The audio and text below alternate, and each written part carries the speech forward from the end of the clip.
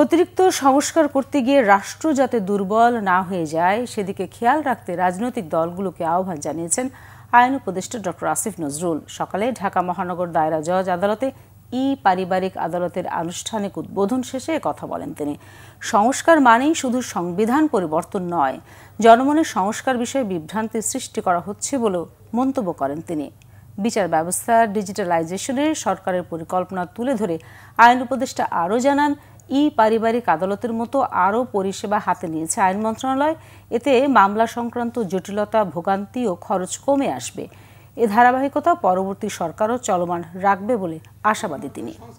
সংবিধান পরিবর্তন করা এটা তো আপনার ওভারনাইট করার ব্যাপার না। আমার সুযোগ আসলে আমি সবকিছু আইনের মধ্যে ঢুকিয়ে দিই, সাথে সাথে সংস্কার হয়ে গেল, সাথে সাথে সমস্ত অন্ধকার ঘর আলো হয়ে গেল। এ তো এরকম মানে এরকম কিছু ব্যাপার না। আমি একটা সিম্পল উদাহরণ দিই।